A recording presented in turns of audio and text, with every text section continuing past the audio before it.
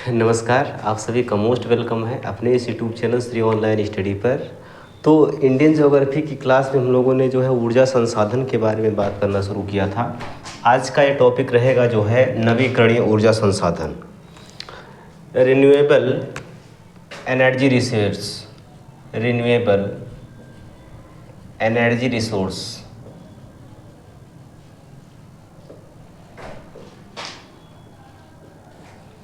Renewable energy resource ऐसे ऊर्जा स्रोत होते हैं जो एक बार समाप्त होने पर पुनः बनाए जा सकते हैं।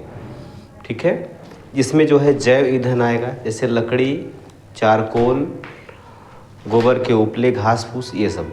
इसके अलावा जो है सोलर एनर्जी, पवन ऊर्जा, ज्वारीय ऊर्जा, भूतापीय ऊर्जा और महासागरीय ऊर्जा, ये सब इसमें आते हैं। आई बात समझ में? अगर हम बात करें इसकी जो है कि भारत में जो है कौन कौन से क्षेत्र इन ऊर्जाओं के उत्पादन के लिए सुटेबल हैं, तो देखिएगा आगे इसमें। जैसे हम बात करें सौर ऊर्जा की, है ना, सौर ऊर्जा की अगर बात की जाए तो सौर ऊर्जा जो है ये नवीकरणीय ऊर्जा का एक मेन स्रोत है, जिसमें हम सूर्य के द्वारा जो एनर्जी प्राप्त होती है, सूर्य से जो ऊर्जा आती है उसको हम विद्युत ऊर्जा में कन्वर्ट करके उससे तमाम अपना काम कर सकते हैं।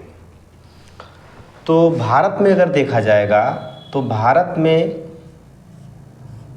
सौर ऊर्जा के उत्पादन के लिए, सोलर एनर्जी के उत्पादन के लिए जो सबसे अच्छा स्टेट माना जाता है वो है राजस्थान।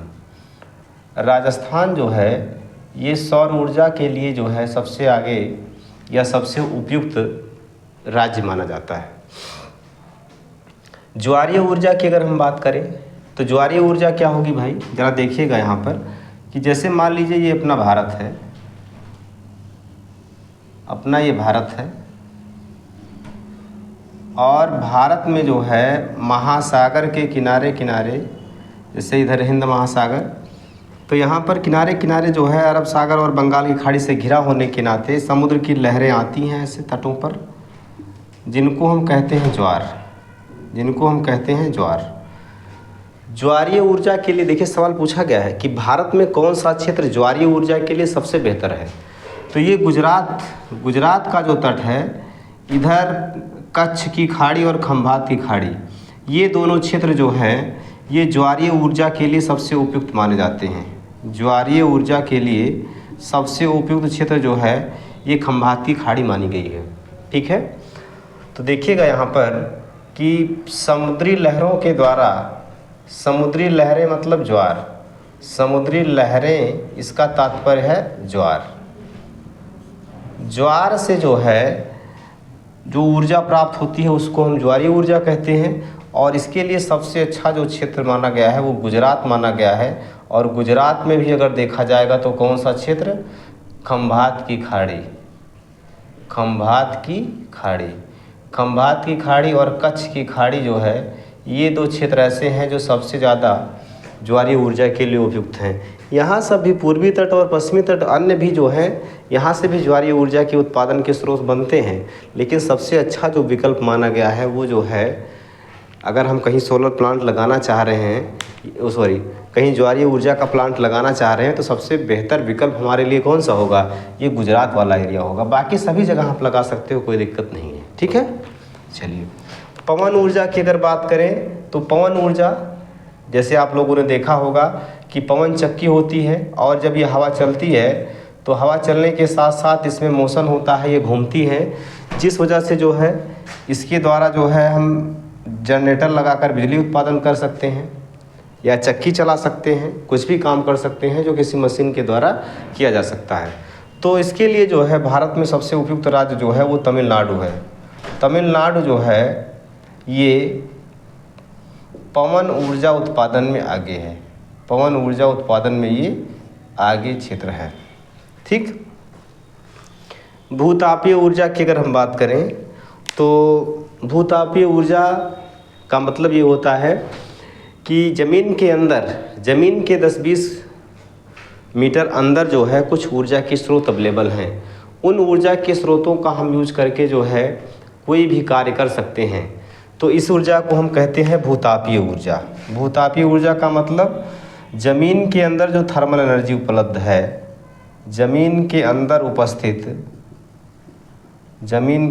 उपस्थित तापीय ऊर्जा, उपस्थित थर्मल एनर्जी, तापीय ऊर्जा।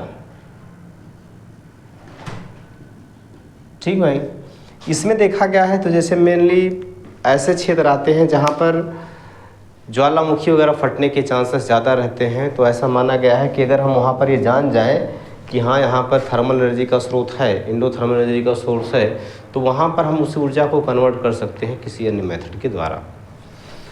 महासागरीय ऊर्जा की अगर बात करें तो इसमें वही बात, जैसे हम सागरीय लहरों के द्वारा जो है ऊर्जा का उत्पादन कर सकते हैं, इस तरीके से जो है ज्वार भाटा में जो भी ऊर्जा होती है वो सागरीय ऊर्जा ही है।